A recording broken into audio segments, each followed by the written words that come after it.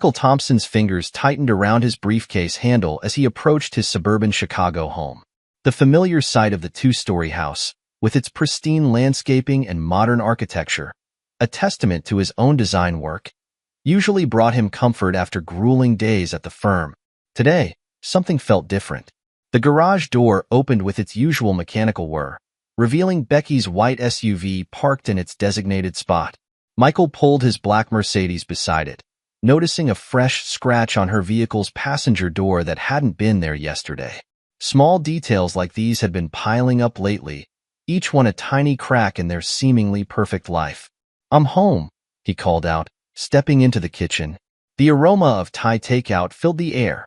The third time this week Becky hadn't cooked, breaking their long-standing tradition of home-cooked meals. "Hey, honey."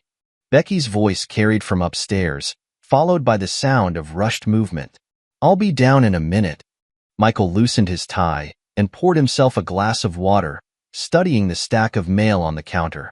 A gym membership renewal notice caught his eye. Premium Plus membership, $299 per month. Since when had Becky upgraded from her basic plan? She appeared in the doorway, her blonde hair slightly disheveled, wearing yoga pants and a fitted tank top. "Sorry, I was just finishing up some work emails." "How was your day?" "Busy. The Richardson project is demanding more revisions."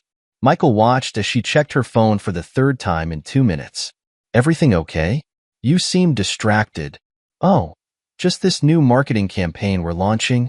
Becky waved dismissively, but her fingers continued to dance across her phone screen. "I ordered from Thai Palace. They had a special on pad Thai. I noticed. Third time this week we're doing takeout." "Well, maybe if you didn't work such late hours, I'd have more motivation to cook," Becky snapped, then immediately softened her tone. "I'm sorry, that wasn't fair. Work's been stressful lately." Michael took another sip of water, remembering his mother's words from years ago. "Pay attention to the small changes, Michael. They're usually the first sign something's wrong." His mother had noticed similar patterns before his father walked out on them. "I met our new neighbor today," Becky continued, busying herself with unpacking the takeout containers. "Johnson Parker? He just moved into the Hendersons' old place. He's a fitness instructor at Elite Fitness." "Interesting timing, considering your membership upgrade," Michael remarked, keeping his voice neutral despite the spark of suspicion in his gut. Becky paused briefly before responding. "Oh, that? It includes personal training sessions. I figured since you're always encouraging me to take better care of myself." A knock at the back door interrupted their conversation. Mrs. Patricia Whitaker, their elderly neighbor, stood on the other side of the glass, clutching her gardening shears. "Michael, dear, I'm so glad I caught you." Mrs. Whitaker's weathered face creased with concern as Michael let her in. "I've been meaning to talk to you about something." Becky's phone chimed again. "I should take this upstairs." "Work call," she muttered, hurrying out of the kitchen. Mrs. Whitaker watched Becky's retreat with knowing eyes. "Michael, I don't mean to pry into your personal affairs, but as someone who's watched you both since you moved in," she hesitated, twisting her gardening gloves. "I've noticed your wife spending quite a bit of time with that new neighbor, Mr. Parker. They go jogging together most mornings, very early. The conversations I've observed seem rather intimate for mere running partners." Michael's jaw tightened, but he maintained his composure. "I appreciate your concern, Mrs. Whitaker. Becky mentioned meeting him today." "Today?" Mrs. Whitaker's eyebrows rose. "Oh, dear. They've been jogging together for at least 3 weeks now. I'm an early riser, you see, and my roses need tending at dawn." The revelation hit Michael like a physical blow, but years of negotiating with difficult clients had taught him to master his expressions. "Thank you for telling me, Mrs. Whitaker. Would you like to stay for dinner? We have plenty of Thai food." "Oh, no thank you, dear. My bridge club meets in an hour." She touched his arm gently. "Be careful with your heart." After showing Mrs. Whitaker out, Michael sat at his home office desk, opening his laptop. A calendar notification popped up. Their 10th wedding anniversary was next week. He'd already arranged for a private dinner at Lou Bernardine, Becky's favorite restaurant. The reservation had cost him a small fortune and several professional favors. "Hey, I'm heading out to meet Sarah for drinks. Becky called from downstairs. Don't wait up. Michael opened their joint account statement online. The screen filled with transactions, Elite Fitness Premium Plus membership, charges from the Four Seasons Hotel, receipts from restaurants he'd never heard of. Each entry formed another piece of an increasingly disturbing puzzle. His phone buzzed, a text from David Chen, his college friend turned private investigator. Got time for a drink? That case you mentioned. We should talk. Michael's fingers hovered over the keyboard, memories flooding back. His mother crying at the kitchen table after his father left. The promises he'd made to himself about never letting history repeat itself. The years he'd spent building a life based on trust and stability. Meeting in 20. Usual place, he typed back. At O'Malley's bar, David sat in their regular booth, a manila envelope on the table beside his scotch. You're not going to like what I found, he warned as Michael slid into the seat across from him. Tell me anyway. David pushed the envelope across the table. Bank statements, hotel receipts, gym records. They've been meeting for months, Michael. The personal training sessions? They're just a cover. I've got photos of them at the Four Seasons, timestamps matching the charges on your account. Michael's hands remained steady as he examined the evidence. Each photograph, each receipt, each bank statement represented another nail in the coffin of his marriage. What about the business angle? She's been helping him set up his own fitness center. Using your money, Michael. Nearly $50,000 so far, funneled through various accounts. The betrayal ran deeper than just infidelity. She'd been systematically undermining everything they built together. Michael thought about the international projects he'd turned down to stay in Chicago, the family life he prioritized over career advancement. There's more, David continued, hesitation evident in his voice. They're not just planning a future together. They're actively working to push you out. I've got evidence of her spreading rumors at your firm, trying to damage your professional reputation. Johnson's been working out at your corporate gym, getting friendly with your colleagues. Michael took a slow sip of his scotch, letting the burn of alcohol ground him. How long have you known all this? Got the final confirmation today. Listen, man, I've seen cases like this before. You need to be smart about how you handle this. One wrong move, and she could take you for everything. She already has, David. She's taken my trust, my reputation, my future. Michael's voice remained calm, but his eyes had turned to steel. Now it's my turn to take everything from her. The evening crowd at O'Malley's bustled around them, oblivious to the storm brewing at their table. Michael's mind raced through scenarios, calculating moves and countermoves like the complex architectural problems he solved daily. I need you to keep digging, he told David. Every account, every meeting, every conversation. I want to know everything about Johnson Parker, his background, his debts, his weaknesses. Leave no stone unturned. What are you planning? Justice. Michael finished his scotch. They think I'm just a workaholic architect too absorbed in his projects to notice their little affair. They have no idea what I'm capable of when someone betrays me. Be careful, Michael. Revenge can consume you. This isn't about revenge, David. This is about survival. They're trying to destroy everything I've built. I'm simply going to return the favor. Michael stood, straightening his tie. Keep me updated on anything new you find. Walking to his car, Michael's phone buzzed with a text from Becky. Having fun with Sarah. Don't worry about dinner tomorrow night. Johnson's invited us both to try his new meal prep service. Isn't that thoughtful? Michael allowed himself a small, cold smile as he typed his response. Sounds perfect. Looking forward to it. The pieces were falling into place. Becky and Johnson thought they were so clever, building their relationship right under his nose. They had no idea they were actually constructing the foundation of their own destruction. Michael had learned from his father's abandonment that trust, once broken, could never be repaired. But he'd also learned something else from his mother, how to turn pain into power. Tomorrow, he would begin dismantling their perfect little plan, brick by brick. But for now, he had work to do.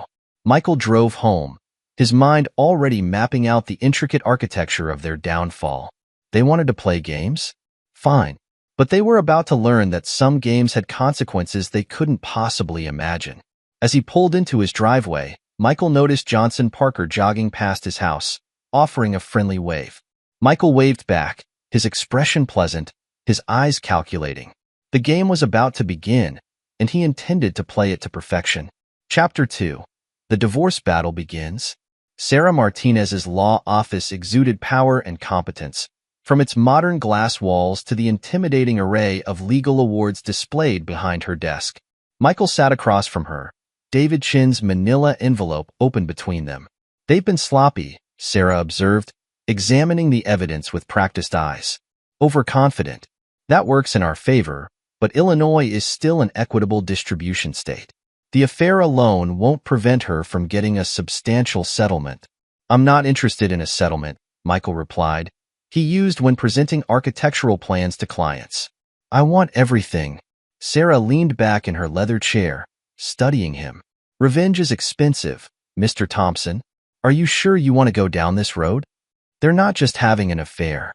They're actively trying to destroy my career, my reputation, everything I've built." Michael handed her another document. "This morning, I received word that 3 of my firm's clients have suddenly developed concerns about my reliability. Coincidentally, they all work out at the same gym as Johnson Parker." "Workplace sabotage," Sarah nodded. "That's more actionable. But we need to be strategic. Right now, they think you're oblivious. That's our advantage."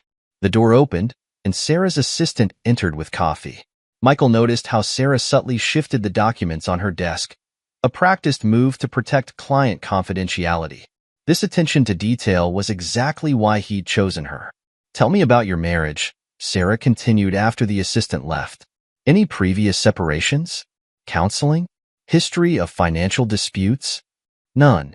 We've had the perfect marriage, at least on paper. I turned down international projects to maintain our stability. Missed career advancement opportunities to prioritize our relationship." Michael's lips curved in a bitter smile. "Meanwhile, she's been funding her lover's business ventures with our joint savings." Sarah made notes on her legal pad. "We'll need to move quickly to freeze those accounts. But first, tell me about this Johnson Parker. What do we know about him?" "David's still investigating, but the preliminary background check shows a pattern. He moves into upscale neighborhoods, establishes himself at local gyms, then targets wealthy clients, particularly married women." Michael pulled out another document. "He's been sued twice for fraud, but both cases were settled out of court." "A professional predator," Sarah mused. "That could work in our favor, especially if we can prove Becky knew about his history when she started investing your money in his ventures." Their discussion was interrupted by Michael's phone buzzing. A text from Emily, his younger sister. "Need to talk? Lunch today?" "My sister," Michael explained to Sarah. "She's a social worker. She's been perceptive about Becky's behavior patterns. Family support is crucial during divorces, especially contentious ones." "Set up the lunch." Sarah began gathering the documents. "In the meantime, I'm filing for an emergency hearing to freeze your joint assets. We need to move before they can hide more money offshore." At Carlisle's bistro, Emily was already waiting at their usual table. Her professional attire couldn't hide her concern as Michael approached. "You look terrible," she stated bluntly. "How long have you known?" Michael signaled the waiter for coffee before responding. "About the affair? A few weeks. About everything else? The evidence is still coming in." "I should have told you sooner," Emily sighed. "I saw the signs before you even got married. The way she'd test boundaries, manipulate situations. Remember Cousin Rachel's wedding?" Michael remembered. Becky had somehow turned a simple seating arrangement dispute into a family crisis that ended with Rachel in tears and Becky playing the magnanimous peacemaker. "She's good at what she does," Michael acknowledged. "I'll give her that. Too good. That's what worries me." Emily leaned forward. "Michael, be careful. Women like Becky, they don't just accept defeat. They retaliate. Let her try." Michael's voice carried absolute conviction. "I'm not father, Emily. I don't run from fights." "No, you're definitely not him." Emily studied her brother's face. "Just promise me you won't let this consume you. Revenge might feel good, but healing feels better." Their conversation was interrupted by Michael's phone ringing. The firm's managing partner, Richard Maxwell. "Thompson, we need to talk about the Anderson account. They're expressing some Concerns about your personal situation affecting the project? I'll be there in 20 minutes, Michael replied. Already standing, he kissed Emily's cheek. I have to go. Work crisis. Michael, Emily caught his arm. Remember what Mom always said. The best revenge is living well. No, Michael corrected her gently. The best revenge is making sure they never recover from what they tried to do to you. At the firm, Richard Maxwell's corner office offered a panoramic view of Chicago's skyline. The managing partner's expression was grave as Michael entered. Anderson called this morning. Said they'd heard rumors about your emotional stability. Something about erratic behavior at client meetings? Richard raised an eyebrow. Would you know anything about that? I would. Michael placed his phone on Richard's desk, playing a recording. Becky's voice filled the room, speaking to someone at Elite Fitness. I'm really worried about Michael. The stress is affecting his work.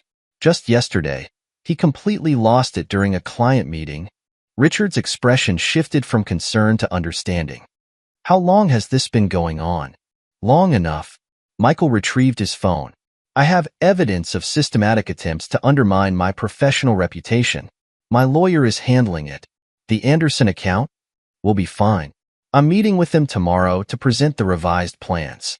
By the end of the meeting, they'll wonder why they ever doubted me. Richard nodded slowly.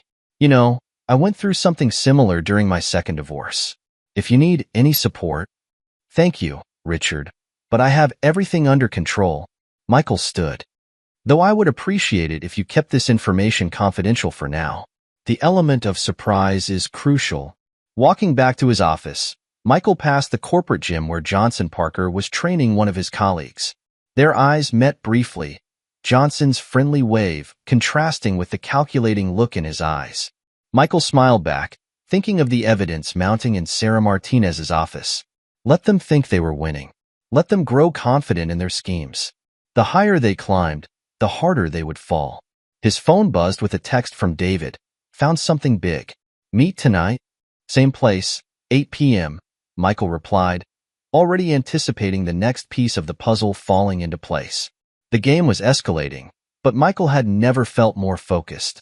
Each attack on his reputation, each attempt to undermine his success, only strengthened his resolve. They thought they were destroying him, but they were actually giving him the ammunition he needed to destroy them. As he sat down at his desk, another text arrived. This time from Becky. Don't forget dinner with the Andersons tonight. Johnson's joining us. Claire's excited to meet him.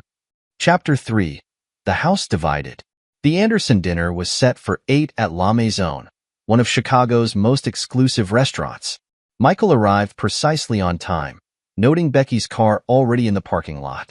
Through the restaurant's entrance, he could see her sitting at the bar with Johnson Parker, their heads close together in conversation. Mr. Thompson. Claire Anderson's voice carried across the lobby. She approached with her husband James, both dressed impeccably for the evening. We've been looking forward to this dinner all week. Claire, James. Michael greeted them warmly, years of professional practice masking his inner turmoil. I believe you haven't met our new neighbor, Johnson Parker? At the bar, Becky straightened quickly, putting subtle distance between herself and Johnson. Claire. James. How wonderful to see you both. Johnson stood, offering his hand to James. Mr. Anderson, Mrs. Anderson. I've heard so much about you from Becky during our training sessions. Michael watched the subtle interplay of expressions. Johnson's calculated charm, Becky's barely concealed nervousness, Claire's polite interest. The evening was already providing ammunition for his plans. As they were seated at their table, Michael noticed Mrs. Whitaker dining with her bridge club across the restaurant. Their eyes met briefly, and she gave him a small, knowing nod. So, Johnson, Claire began, Becky tells us you're opening your own fitness center? How exciting. Yes, it's been a dream of mine for years. Johnson launched into his practiced pitch. Actually, Becky's been instrumental in helping me develop the business plan. Michael took a slow sip of his wine. Really? I hadn't heard about that, darling. When did you start working on this project? Becky's hand trembled slightly as she reached for her water glass. Oh, it's just some basic marketing advice. Nothing formal. Don't be modest, Johnson insisted. Your investment ideas have been invaluable. The conversation continued, each exchange laden with hidden meanings. Michael observed how Becky and Johnson unconsciously mirrored each other's movements, how their eyes met too frequently, how they finished each other's sentences with the familiarity of intimate companions. His phone vibrated silently. Another message from David. Bank records confirm it. She's been transferring funds to offshore accounts under his name for months. Michael, James Anderson's voice cut through his thoughts.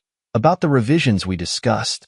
I have the updated plans ready for our meeting tomorrow, Michael replied smoothly. I think you'll be particularly impressed with the sustainability features we've incorporated. The evening progressed like a carefully choreographed dance, with Michael playing his part to perfection. He watched Becky grow increasingly uncomfortable under his attentive gaze, noted how Johnson's confident facade cracked slightly whenever business details were discussed. Later that night, after Becky had gone to bed, Michael sat in his home office reviewing the dinner's recording captured by his phone. Each incriminating statement, each revealing interaction, would serve its purpose in the coming weeks. His computer pinged with an email from Sarah Martinez. Emergency hearing scheduled for Monday. Be prepared for immediate action on asset freezing. Michael's response was brief. Proceed as planned. He opened his desk drawer, removing a small notebook, his mother's diary from the year his father left. Her words still resonated. The worst betrayal isn't the act itself, but the calculated deception that surrounds it. A soft knock at the office door interrupted his thoughts. Becky stood in the doorway, wearing the silk robe he'd bought her for Christmas. You're working late again, she said, her voice carrying a hint of accusation. The Anderson project requires attention to detail. Michael kept his voice neutral. By the way, I didn't realize you were so involved in Johnson's business ventures. It's nothing serious, Becky replied quickly. Just some friendly advice. Of course. Michael turned back to his computer. Don't let me keep you up. I know you have your morning jog with Johnson tomorrow. He caught her slight flinch in the reflection of his monitor. How did you? Mrs. Whitaker mentioned seeing you too. She's quite observant for her age. Becky's response was sharp. That old woman needs to mind her own business. Everyone in this neighborhood is rather observant, darling. Michael finally turned to face her. Perhaps that's something you and Johnson should keep in mind. The threat in his tone was subtle but unmistakable. Becky paled slightly before retreating from the doorway without another word. The next morning, Michael watched from his office window as Becky met Johnson for their run. His phone buzzed with a message from Emily. Just got out of a session with my colleague, Dr. Rachel Cohen. She's excellent with betrayal trauma. When you're ready. Michael saved the contact information but didn't respond. He wasn't interested in healing, not yet. First, there would be justice. A final text from David confirmed his suspicions. Found proof of premium hotel bookings dating back 3 months. Photos incoming. Michael closed his laptop, gathered his briefcase, and prepared for his meeting with the Andersons. Today, he would secure their account despite Becky and Johnson's attempts to undermine him. Tomorrow, he would begin the process of dismantling their carefully constructed web of lies. The game they'd started would end on his terms, not theirs. They had chosen their path, thinking him too absorbed in his work to notice their betrayal. Now they would learn exactly what happened when someone underestimated Michael Thompson. He left for the office, passing Mrs. Whitaker tending her roses. She looked up from her gardening, concern evident in her expression. Be careful, dear, she called out. Sometimes the truth hurts more than the lies. Michael paused, considering her words. No, Mrs. Whitaker. The truth doesn't hurt, it liberates. It's what you do with that truth that matters. As he drove to work, Michael's mind was already racing with plans. The evidence was mounting, the pieces falling into place. Act 1 of their little drama was coming to an end, but the real story was just beginning. Becky and Johnson thought they were writing this narrative, but Michael intended to be the author of its conclusion. Chapter 4. The Web Titans. The IRS notification landed on Becky's desk of a guided missile. Michael watched from his home office as she tore open the envelope, her face draining of color as she read its contents. The offshore accounts David had uncovered were now under federal investigation. Something wrong, darling? Michael called out, his voice carrying just the right note of concern. Becky's hands trembled as she shoved the letter into her purse. Nothing important. Just some work documentation. Michael returned to his computer screen, where an email from his anonymous account confirmed the tip to the IRS had been received and processed. David's meticulous documentation had proven invaluable. Each transaction traced, each illegal transfer documented. His phone buzzed with a text from Johnson. Need to talk about the gym partnership. Becky mentioned you might be interested in investing. Of course, Michael replied. Dinner tomorrow? I'd love to hear more about your business plan. The pieces were falling into place. That morning, 3 local gyms had received anonymous tips about Johnson's fraudulent certifications. By tomorrow, his professional reputation would begin to crumble. At Elite Fitness, Johnson stared at his phone in disbelief. The email from the certification board was clear. His credentials were under review. Accusations of fraud had triggered an immediate investigation. This is impossible, he muttered, running his fingers through his hair. Those records were perfect. Problems. A familiar voice made him jump. Michael stood in the gym doorway, dressed in workout gear. You look stressed, Johnson. Perhaps you need a personal training session yourself. Michael, I didn't know you worked out here. I'm full of surprises. Michael approached the weight bench. Speaking of surprises, I heard interesting rumors about certain certification issues in the fitness industry. Shocking how many fraudulent trainers are out there. Johnson's face tightened. I should get back to my client. Of course. Oh, and Johnson? Michael's voice dropped to a quiet intensity. About that dinner tomorrow, I'll have my lawyers bring the partnership paperwork. We wouldn't want anything to be improper. As Michael left the gym, his phone lit up with a message from Sarah Martinez. Becky's trying to access the frozen accounts. Banks blocking all transfers as instructed. At home, Becky paced their bedroom, phone pressed to her ear. What do you mean you can't process the transfer? I'm an authorized user on these accounts. I'm sorry, Mrs. Thompson, but there's a federal hold on all transactions, the bank representative explained. We can't provide any further information at this time. Becky's gaze fell on the framed photo of her and Michael on their wedding day. 10 years of carefully constructed deception, now threatening to unravel. She dialed Johnson's number. We have a problem, she hissed. The accounts are frozen. All of them. That's not our only problem, Johnson replied. My certifications are being investigated.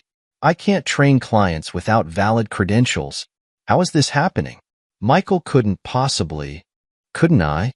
Michael's voice from the doorway made her spin around. He held up a stack of papers. Amazing what a thorough investigation can uncover. Offshore accounts, fraudulent certifications, fake business licenses. Becky's phone slipped from her fingers.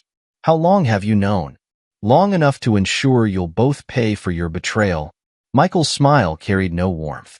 You should have researched me more carefully before trying to destroy my life. I'm not the type of man who forgives betrayal. In the following days, Michael's plan accelerated. Local gyms terminated Johnson's contracts. Clients demanded refunds.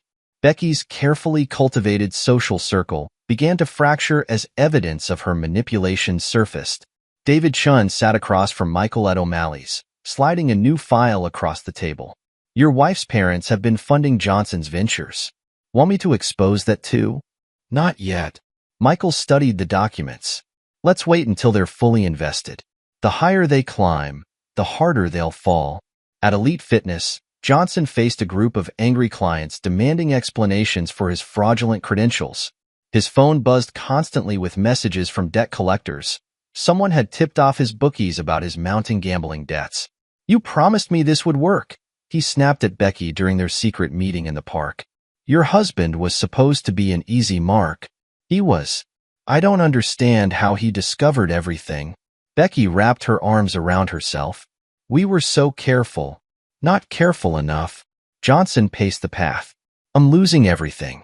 My clients, my reputation, my licenses. We'll figure something out, Becky insisted. My parents can help. Your parents? Johnson laughed bitterly. They just received an anonymous package detailing your involvement in my business fraud. Good luck getting any more money from them. In their suburban home, Michael installed new security cameras, each one strategically placed to monitor Becky and Johnson's movements. The footage would prove invaluable during the divorce proceedings. Sarah Martinez reviewed the mounting evidence with satisfaction. They're making mistakes, getting sloppy. The financial pressure is making them desperate. Good. Michael leaned back in his chair. Desperate people make poor decisions. Poor decisions give us more ammunition. At the country club, Becky's social circle was disintegrating. Her friend Amanda pulled her aside during lunch. Is it true? Did you really use Claire Anderson's confidential information to manipulate business deals? Who told you that? Everyone's talking about it, Becky. There are emails, documents. Michael's influence in the architectural community proved invaluable. Johnson's attempt to poach clients backfired spectacularly when Michael's largest client, impressed by his handling of the situation, offered him an international project. You've managed this crisis admirably, Richard Maxwell told him during a partners meeting. The firm's backing you completely. Dr. Rachel Cohen observed Michael during their weekly session. Your focus on revenge is intense. Are you sure this is the healthiest path? This isn't about health, doctor. It's about justice. Michael's voice remained calm. They tried to destroy everything I built. Now they'll understand the consequences. The security footage revealed Becky and Johnson's growing desperation. Late-night arguments, frantic phone calls, heated accusations. Michael archived each moment, building his case methodically. Emily visited one evening, concerned about her brother's intensity.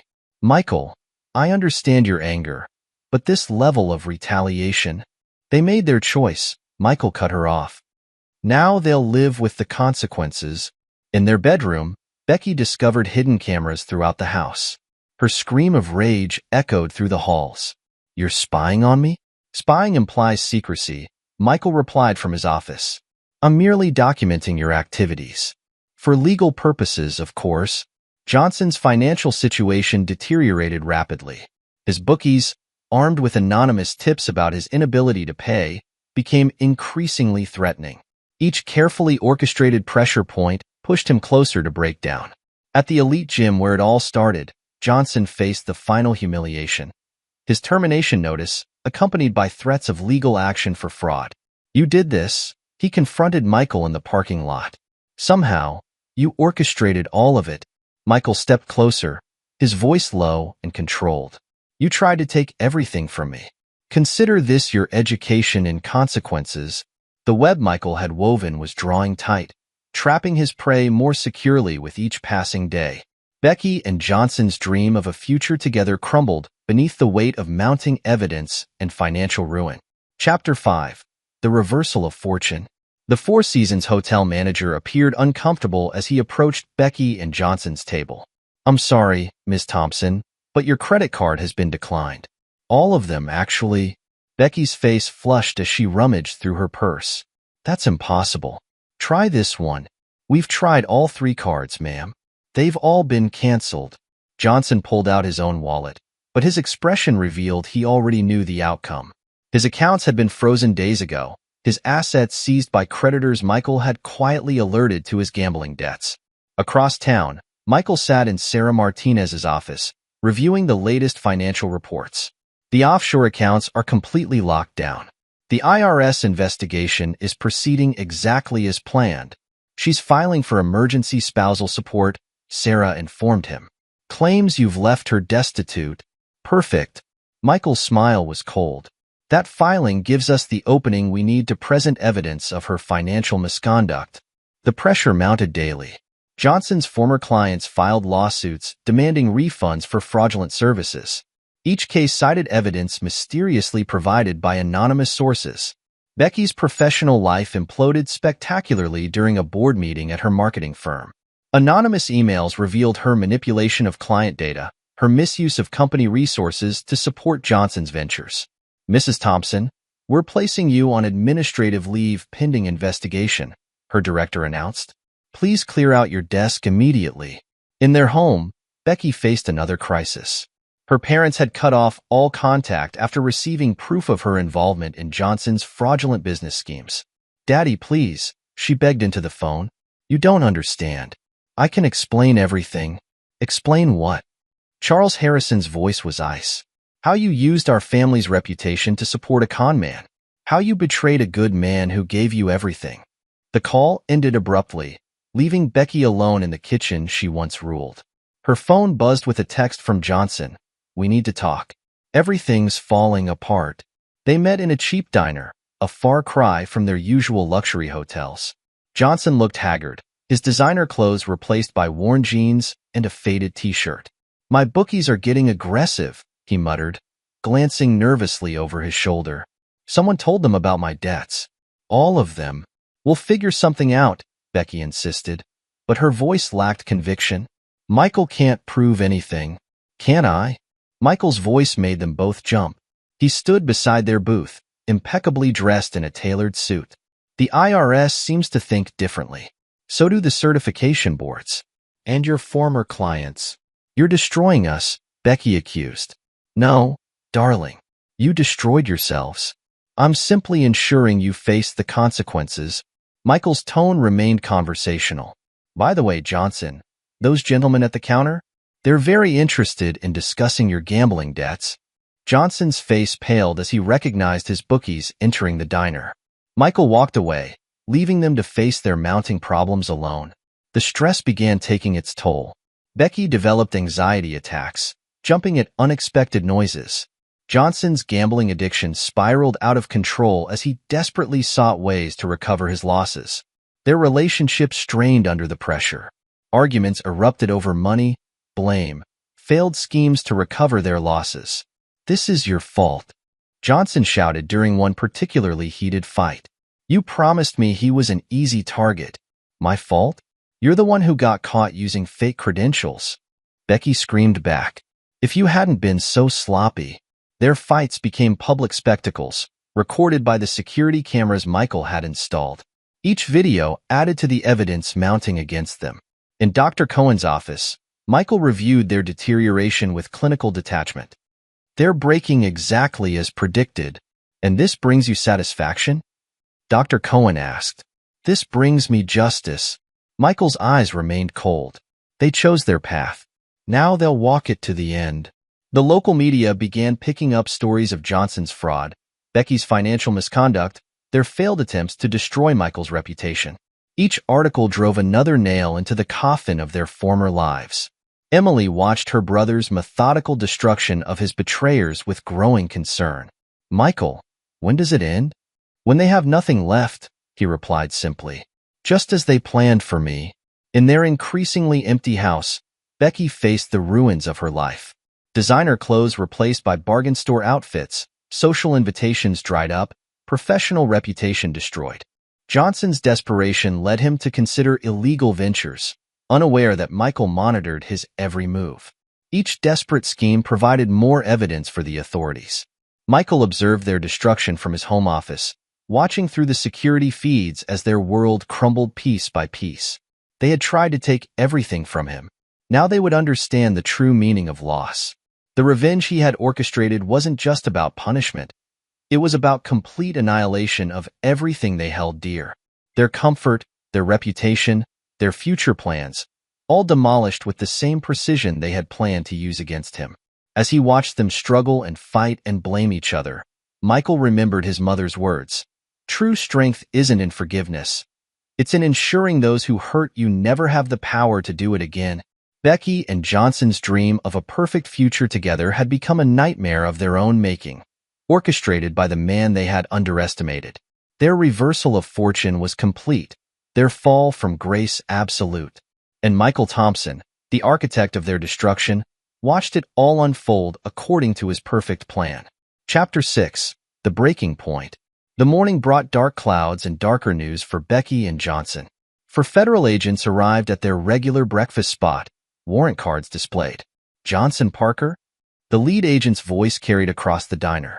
We have some questions about your financial activities.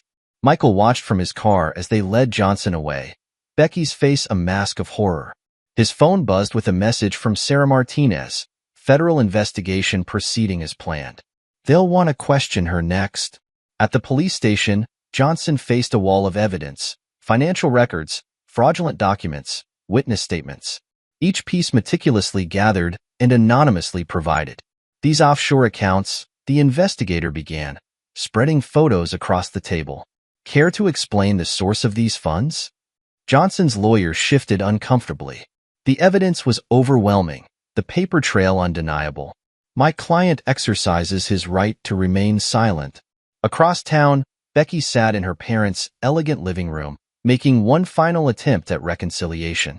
Margaret Harrison's expression remained stone. You not only betrayed your husband, her mother said coldly, you betrayed everything we taught you about integrity. Mother, please. I need help. Johnson's been arrested. Our accounts are frozen. Perhaps you should have considered these consequences before becoming involved in fraud. Charles Harrison entered the room, his disappointment palpable. We raised you better than this. The local news crews gathered outside Elite Fitness, where former clients shared stories of Johnson's deception. Each interview drove another nail into the coffin of his reputation. In their increasingly empty house, Becky faced the reality of her situation. Designer clothes replaced by bargain store outfits, social invitations dried up, professional reputation destroyed. Michael's phone buzzed again, David Chin with an update. She's making calls, looking for loans. Nobody's touching her with these fraud allegations pending. The pressure mounted daily. Johnson's former clients filed lawsuits demanding refunds for fraudulent services. Each case cited evidence mysteriously provided by anonymous sources. At the federal building, Becky faced her own interrogation. The questions were precise, the evidence damning. Mrs. Thompson, can you explain these transfers to Mr. Parker's accounts? Her lawyer intervened quickly. My client exercises her right to remain silent. The investigator smiled thinly. That's fine. The paper trail speaks for itself. Michael received the news of their questioning with satisfaction. Each piece of evidence he had gathered, each trap he had set, had sprung perfectly. In Dr. Cohen's office, he reviewed the latest developments. They're facing federal charges. Their reputations are destroyed. Their futures are ruined. And has this brought you peace? Dr. Cohen asked quietly. This isn't about peace, Michael replied. This is about justice. The community that had once embraced them now shunned them completely. Former friends crossed the street to avoid contact. Social invitations disappeared. Professional connections vanished. Johnson's booking photos appeared in the local papers, accompanied by detailed articles about his fraudulent schemes. Each story cited anonymous sources. Each revelation drove him closer to his breaking point. In their final meeting before his detention hearing, Becky and Johnson faced each other across a table in his lawyer's office. They want me to testify against you, Johnson said flatly. In exchange for a reduced sentence, Becky's face paled. You wouldn't I? Look what your husband's done to us. To me. Johnson's laugh was bitter. I've lost everything. My business, my reputation, my freedom. And for what? Your promises of a perfect life together? We can still fix this, Becky pleaded, reaching for his hand across the table. If we stick together. Johnson yanked his hand away. Stick together? Like you stuck with Michael? Face it, Becky. You're poison. Everything you touch turns to ash. Their argument escalated, voices rising until the lawyer had to intervene. Through the office's security cameras, Michael watched their alliance crumble, satisfaction evident in his expression. Sarah Martinez reviewed the footage later that day. They're turning on each other exactly as predicted. The prosecutor will use this to full advantage. And Becky's statement? Michael inquired. She's scheduled for questioning tomorrow. My sources say she's considering a deal. Sarah's smile was predatory. She doesn't realize that any deal she makes will still destroy her completely. At the federal building, Becky sat across from investigators, her expensive lawyer looking increasingly concerned as they presented their evidence. Mrs. Thompson, the lead investigator began. We have documented proof of your involvement in multiple fraudulent schemes. Offshore accounts, falsified business documents, manipulation of client data. Becky's composure cracked. It wasn't supposed to be like this. Michael was never supposed to find out. Find out what, Mrs. Thompson? That you were systematically defrauding him? That you were using his money to fund Mr. Parker's illegal activities? The questioning continued for hours.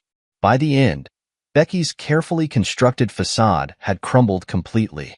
She confessed everything: the planned destruction of Michael's career, the systematic theft of his assets, the elaborate schemes to discredit him professionally. Michael received the transcript of her confession with cold satisfaction.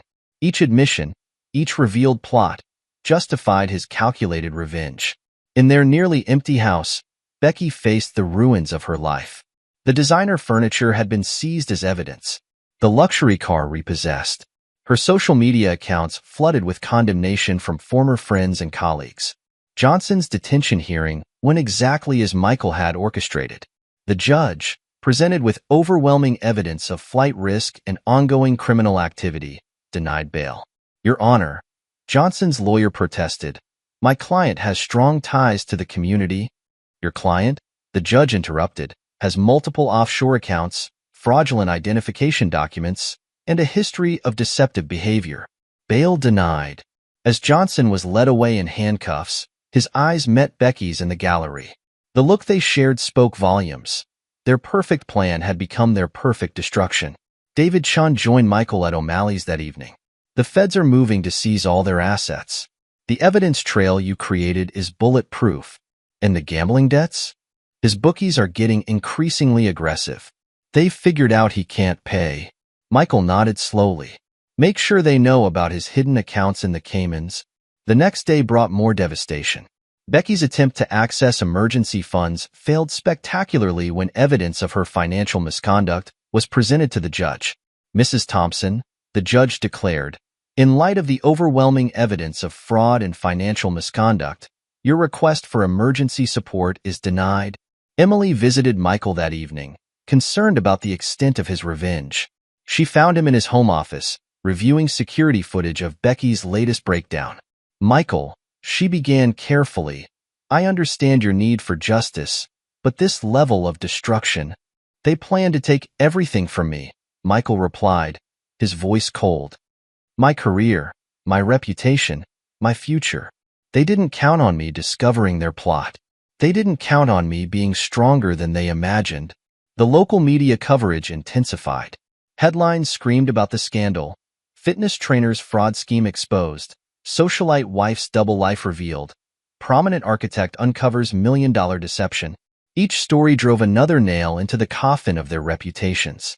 Each revelation pushed them closer to complete destruction. In Dr. Cohen's office, Michael reviewed the impact of his counterattack. "They thought I was weak, distracted, too focused on my work to notice their betrayal. And now?" Dr. Cohen prompted. "Now they understand exactly who they chose to betray." Michael's smile held no warmth. Every loss they suffer, every humiliation they endure, was planned meticulously. They wrote their own destruction with their actions. "I'm simply ensuring they experience the full consequences." The final pieces of Michael's revenge fell into place as federal prosecutors prepared their cases. The evidence was overwhelming, the charges numerous, the potential sentences severe. Becky made one last desperate attempt to salvage something from the wreckage of her life. She appeared at Michael's office, her designer clothes replaced by off-the-rack attire, her confident demeanor shattered. "Michael, please," she begged. "We can work something out. I'll confess everything, testify against Johnson, like you plan to testify about my supposed emotional instability." Michael's voice was ice. "Like you plan to destroy my career, steal my assets, ruin my reputation?" "I never meant—" "You meant exactly what you did." Michael stood, his presence dominating the room. "You and Johnson plotted my destruction. Instead, you engineered your own. The federal charges are just the beginning. By the time I'm finished, you'll both wish you'd never heard my name." As security escorted her from the building, Becky finally understood the magnitude of her miscalculation. They had thought Michael would be an easy target, successful, trusting, absorbed in his work. Instead, they had awakened something implacable, something that would not rest until their destruction was complete. The second act of their drama was ending, but the full impact of their betrayal was yet to be felt. Michael had orchestrated their downfall with the same precision they had planned to use against him. Their attempt to destroy him had become the instrument of their own destruction. In his office, Michael reviewed the latest security footage, watching Becky's desperate exit from the building. Their perfect plan had backfired spectacularly. Their dreams of wealth and freedom transformed into a nightmare of their own making. The web he had woven was complete, the trap inescapable. Act 2 had played out exactly as he had orchestrated, leaving them broken, separated, and facing the full consequences of their betrayal. Chapter 7. Justice Served. The federal courthouse buzzed with anticipation as Michael Thompson took the witness stand. Camera crews clustered outside, their presence testament to the scandal that had captured national attention. Inside, the courtroom sat silent as Michael began his testimony. "Please state your name for the record," the prosecutor requested. "Michael Thompson." "Mr. Thompson, could you tell the court when you first became aware of the defendant's fraudulent activities?" Michael's testimony unfolded. He presented documented evidence of each betrayal, each calculated move Becky and Johnson had made to destroy him. His voice remained steady, his demeanor composed as he detailed their systematic attempt to dismantle his life. In the defendant's chair, Becky's expensive suit couldn't hide her trembling. Her eyes darted between Michael and Johnson, who sat separately with his own legal team. The unity they'd once shared had shattered completely. Mrs. Whitaker's testimony proved particularly damaging. She approached the witness stand with the quiet dignity of someone who had watched a tragedy unfold firsthand. "I observed Mrs. Thompson and Mr. Parker together many mornings," she stated, her voice clear. "Their behavior was intimate, but it was their conversations that concerned me most. They discussed plans for after everything was finished with Michael." The prosecution presented her photographs and journal entries, each one time-stamped and dated. The evidence created an undeniable timeline of betrayal. During cross-examination, Becky's lawyer attempted to discredit Mrs. Whitaker.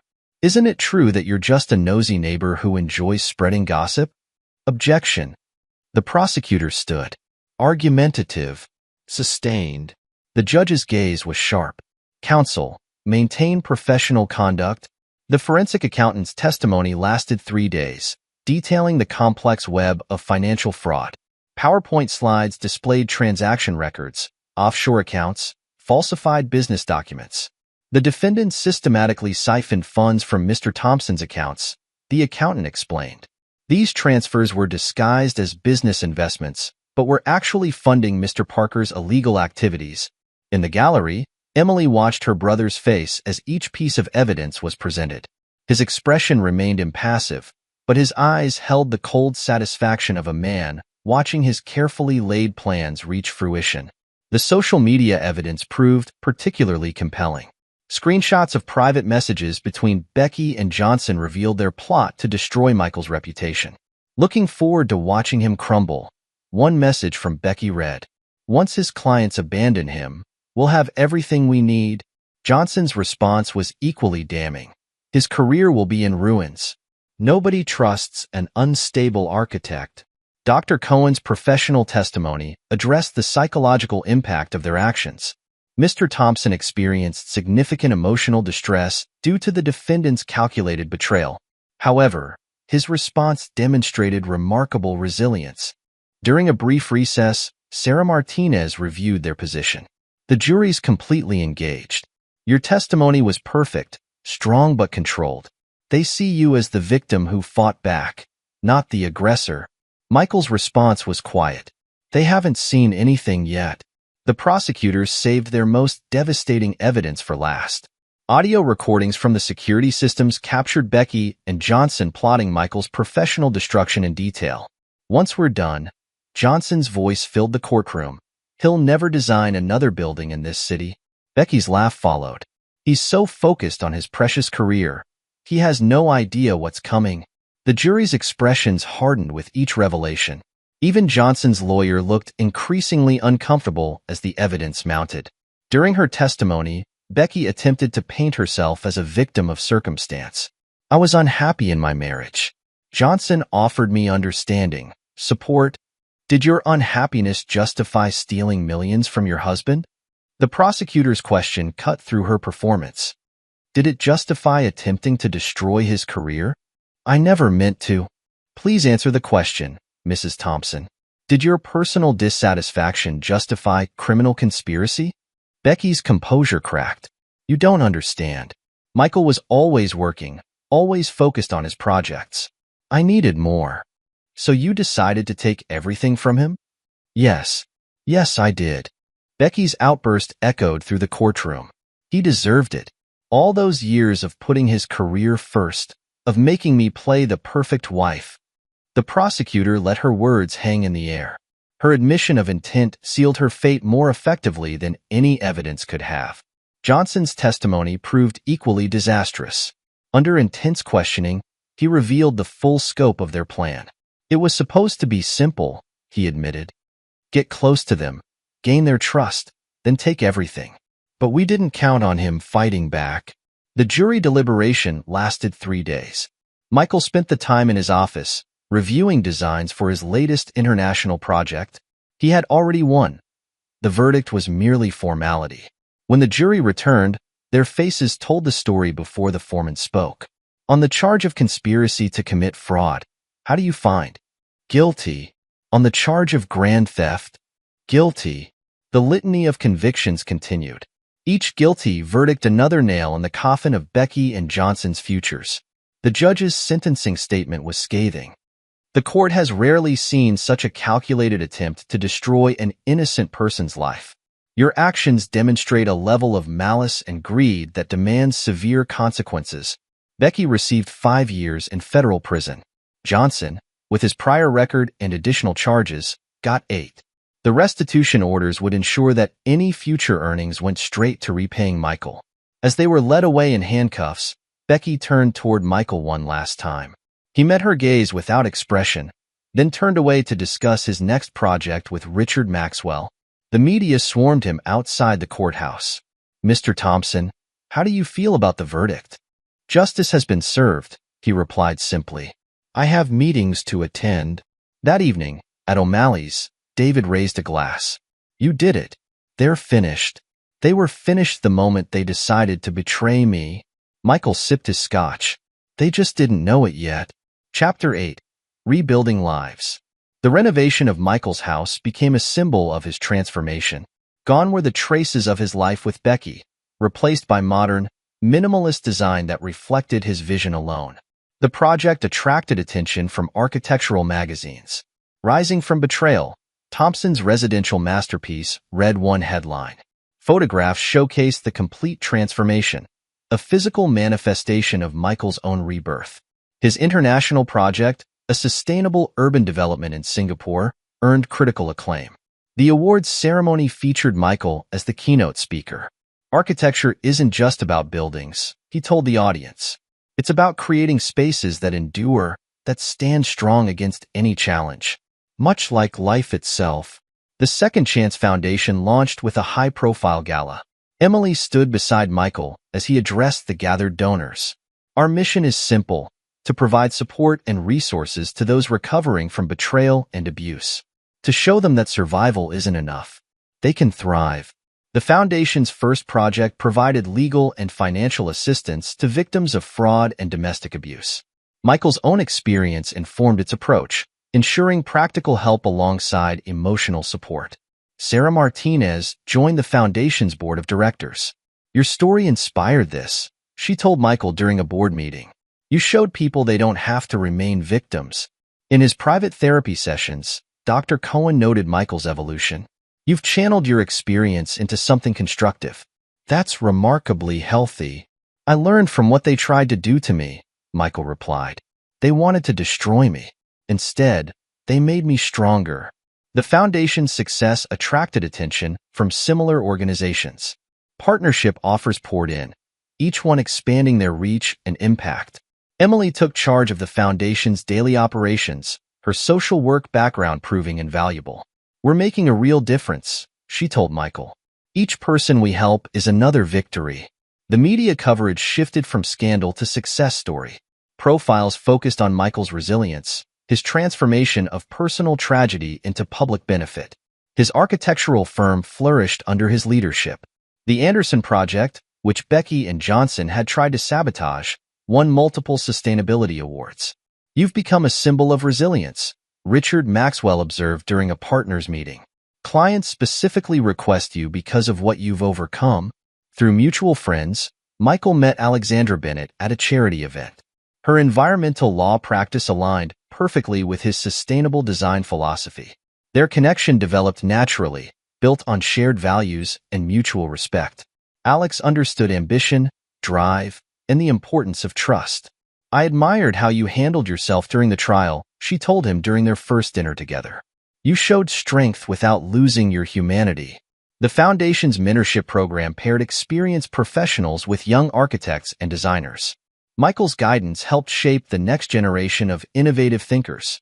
Success isn't just about talent, he told his mentor. It's about integrity, resilience, and the strength to stand firm when others try to break you. Mrs. Whitaker remained a close friend, her roses still blooming next door. You've built something remarkable from the ashes, she observed during one of their talks. That's true strength. The community that had once whispered about scandal now pointed to Michael as an example of triumph over adversity. His story inspired others to fight back against betrayal and fraud. Professional conferences sought him as a speaker, not just for his architectural expertise, but for his insights on overcoming personal and professional challenges. Resilience isn't about avoiding pain, he told one audience. It's about refusing to let it define you. The Foundation's work attracted international attention. Organizations from across the globe sought partnerships, expanding their impact far beyond Chicago. Emily managed the expansion with the same dedication she brought to her social work. Each new location means more people we can help, she explained during a board meeting. Michael's renovation projects began incorporating spaces for community support and education. Each design reflected his commitment to creating environments that fostered strength and recovery. The local media covered the opening of their first community center. Thompson Designs, Building Hope, declared the headlines.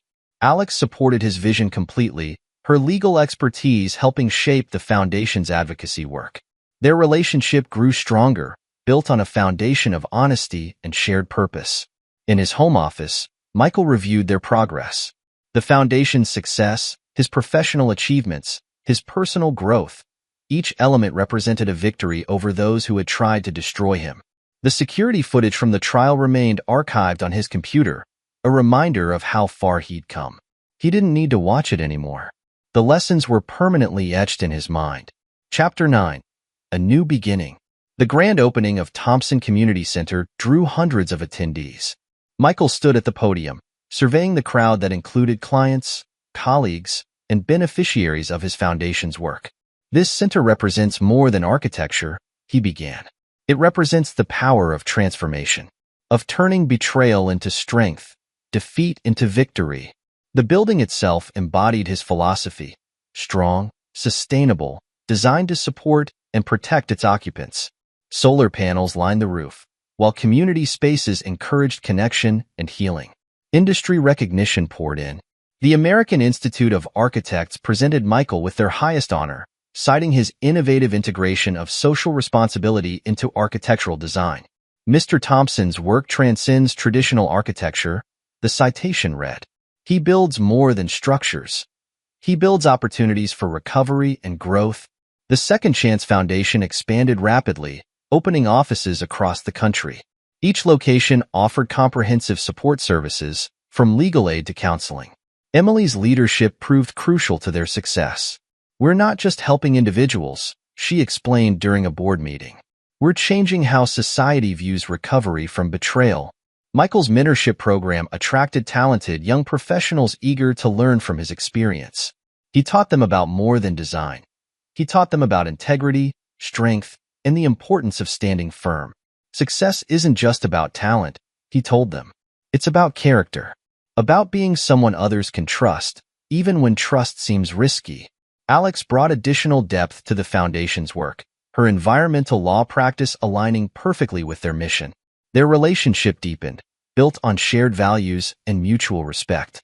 The media coverage remained positive, focusing on the Foundation's impact and Michael's continued professional success. The scandal that had once dominated headlines became a footnote in a larger story of triumph. During one of their regular dinners, Mrs. Whitaker raised her glass to Michael. You've created something remarkable, she observed. something that will outlast all of us. The community center's impact exceeded expectations. Support groups filled the meeting rooms, while educational programs helped others avoid similar betrayals. This is what justice looks like, Michael told the board during their quarterly meeting. Not just punishment, but positive change. His architectural firm's reputation soared. Clients sought them out specifically for their commitment to sustainable, community-oriented design. Richard Maxwell announced his retirement, naming Michael as his successor. "You've shown us all what true leadership looks like," he said during the announcement. The foundation's work attracted attention from international organizations. Partnerships formed, expanding their reach globally. Michael's story became a case study in resilience. Professional journals analyzed his response to betrayal, his strategic thinking, his transformation of personal tragedy into public benefit. The security footage from the trial remained archived, but Michael rarely viewed it now. He didn't need reminders of their betrayal. His focus remained firmly on the future. At home, reviewing designs for their next project, Michael reflected on his journey. The betrayal that could have destroyed him had instead forged him into something stronger. His phone buzzed with a message from Alex. Board approved the expansion. "We're going international." Michael smiled, thinking of how far they'd come. Becky and Johnson had tried to destroy him, but their betrayal had merely been the foundation for his greatest achievements. The final pieces of his new life fell perfectly into place. His relationship with Alex deepened, his professional success soared, and his foundation's work continued to change lives. In his home office, Michael reviewed their latest project proposals. Each design represented another step forward, another victory over those who had tried to break him. The security footage from the trial remained safely archived, a reminder of where he'd started, but not where he was headed. The future stretched before him, filled with possibilities they had never imagined when they plotted his destruction. Epilogue. 10 years later. The Thompson Global Design headquarters dominated the Chicago skyline, its sustainable architecture a testament to Michael Thompson's vision. Inside his top-floor office, Michael reviewed the latest proposals for a series of community recovery centers across Asia. At 52, his dark hair now carried distinguished streaks of silver, but his eyes retained their sharp, calculating intensity. The past decade had transformed his revenge into an empire of positive change, though those who knew him well understood that his ruthless nature remained unchanged. The Singapore Center's numbers exceeded projections again, Alex commented, entering his office with a tablet displaying the latest reports. Now his wife of 7 years, Alexandra Bennett Thompson had expanded her environmental law practice into a global force for corporate accountability. David's background checks on the new board members came back clean, Michael replied, his habit of thorough investigation never wavering. David Chin's private investigation firm now handled security for all Thompson enterprises, their partnership stronger than ever. The intercom buzzed. "Mr. Thompson, Mrs. Whitaker is here for your monthly lunch." At 92, Patricia Whitaker remained sharp as ever, her role as the foundation's honorary board member keeping her actively involved in their work. Her roses still bloomed next door to Michael's renovated home, though she'd long since moved into the luxury senior living complex he designed and built specifically to keep her close. "Patricia," Michael greeted her warmly. "How's the new security system working out?" "Perfectly, dear. Though I must say, your continued monitoring of certain individuals seems excessive after all these years." Michael's expression hardened slightly. "They earned lifetime surveillance. Speaking of which," he pulled up a secure file on his computer. Becky Thompson, now going by Rebecca Harrison again, had been released from federal prison 5 years ago. The monitoring systems Michael maintained showed her working as a junior marketing assistant in Milwaukee, her attempts to rebuild her life constantly hampered by her criminal record and the digital footprint of her betrayal. Johnson Parker had served his full 8-year sentence, emerging to find his professional certifications permanently revoked and his reputation irreparable. The last surveillance report placed him working as a night janitor at a small gym in Nevada, his gambling debts still haunting him through the network of bookies Michael kept carefully informed of his whereabouts. "They're hardly a threat anymore," Mrs. Whitaker observed. "They never were," Michael corrected.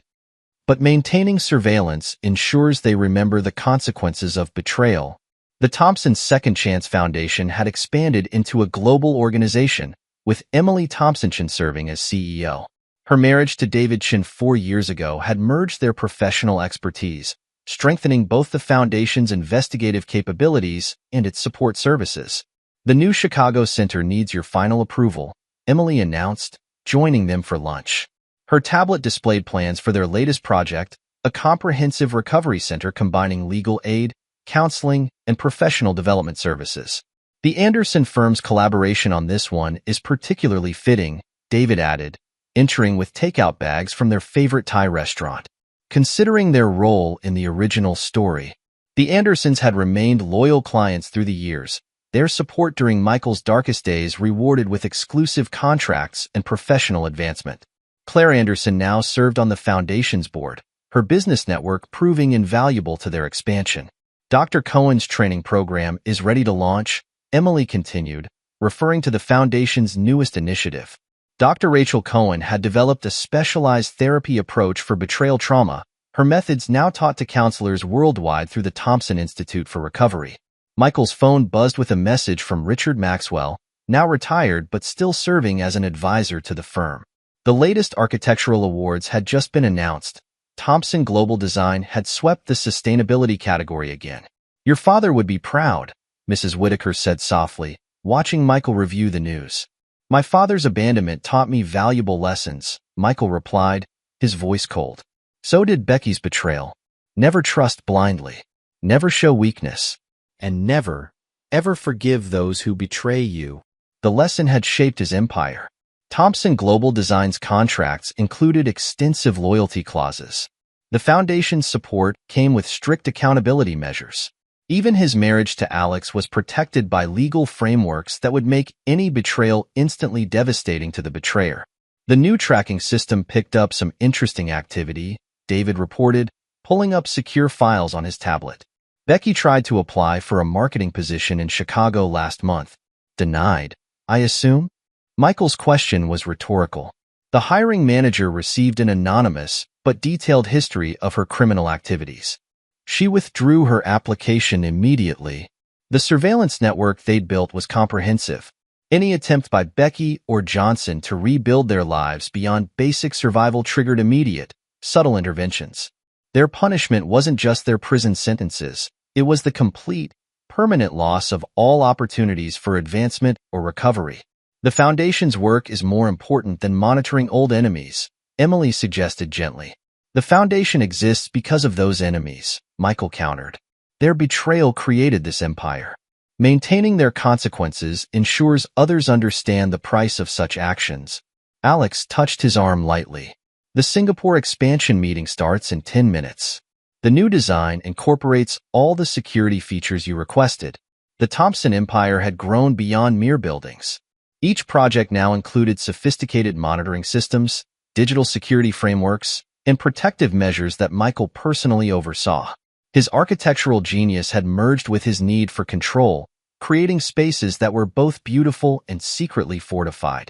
The latest background checks on all employees are complete, David reported. No concerning connections or potential security risks identified. Trust, in Michael's world, was never given freely. Each employee, partner, and associate underwent rigorous screening. The betrayal that had nearly destroyed him had instead created a system where such betrayal was virtually impossible. Sarah Martinez's law firm now occupied 3 floors of the Thompson building, their partnership extending beyond legal representation to active collaboration on foundation projects. Her aggressive approach to justice aligned perfectly with Michael's philosophy of comprehensive consequences. The foundation's annual gala is next month, Emily reminded them. The guest list has been thoroughly vetted. The gala had become a major social event, though entrance was tightly controlled. Anyone with even distant connections to Becky or Johnson was automatically excluded. The betrayer's social isolation was maintained through careful manipulation of business and social networks. The new security footage analysis system is performing well, David added. Any attempt by targeted individuals to enter Thompson properties triggers immediate alerts. The system had already prevented several attempts by both Becky and Johnson to attend foundation events or enter Thompson buildings. Their digital exclusion was absolute, their isolation carefully maintained through technology and influence. Mrs. Whitaker sipped her tea thoughtfully. 10 years of monitoring seems excessive, dear. 10 years of consequences. Michael corrected. They chose their path. I merely ensure they continue to walk it. The Thompson Empire's success was built on this foundation of absolute accountability. Clients, employees, and partners understood that loyalty was non-negotiable. The consequences of betrayal, demonstrated through Becky and Johnson's ongoing struggles, served as a powerful deterrent. The latest revenue reports are impressive, Alex noted, changing the subject. Both the firm and the foundation exceeded quarterly projections. Success had become Michael's ultimate revenge. Each new achievement, each expansion of his influence, further highlighted the magnitude of what Becky and Johnson had lost through their betrayal. The renovation of his original home had become a case study in architectural transformation. The space where betrayal had been plotted now housed a command center for their global operations, its security systems a model for their worldwide projects. The new community center design incorporates lessons from all our previous projects, Michael explained, pulling up the plans. Each space is designed to support recovery while maintaining complete surveillance capabilities. His architectural vision had evolved to reflect his life experience. Buildings were no longer just structures. They were frameworks for control, security, and the enforcement of consequences. Emily's phone buzzed with an alert from their monitoring system. Johnson tried to contact one of his old clients last week. The client was immediately informed of his full history. And Becky? Michael inquired. Still working entry-level positions. Her last 3 attempts at promotion were quietly blocked. The system they'd built ensured that the consequences of betrayal extended far beyond legal punishment. Each attempt to rebuild was met with subtle but effective intervention, maintaining their status as cautionary tales. The foundation's success speaks for itself, Alex pointed out. The number of lives we've helped transform. Transformation through consequences, Michael agreed. They show what happens when you betray trust. We show what's possible when you maintain integrity. The contrast was stark. While Michael's empire flourished, expanding globally and transforming lives, his betrayers remained trapped in the consequences of their choices. Their attempted destruction of his life had instead become the cornerstone of his greatest achievements. The new training center opens next month, Emily reported. Dr. Cohen's program will help counselors worldwide understand betrayal trauma and recovery. The Thompson Institute for Recovery had become a leading force in trauma education, though its founder never lost sight of the iron fist within its velvet glove. Recovery was possible, but consequences were permanent, a philosophy reflected in all their programs. The latest surveillance upgrade is ready to implement, David added. Enhanced digital tracking, improved behavioral analysis. Michael nodded approval. The system that monitored his betrayers had evolved into a sophisticated network ensuring loyalty throughout his organizations. Trust was earned and verified, never given blindly. Mrs. Whitaker rose to leave, her movements still graceful despite her age. You've built something remarkable from that terrible time, dear. Though perhaps some of the monitoring could be relaxed. The monitoring ensures the lesson endures, Michael replied firmly. Their betrayal created this empire. Their ongoing consequences preserve it. As they wrapped up lunch, Michael's phone displayed another alert. Becky had attempted to update her professional social media profile. Within minutes, subtle digital interventions had rendered her efforts futile. 10 years, Emily mused. Sometimes it feels like another lifetime. The time frame is irrelevant, Michael stated.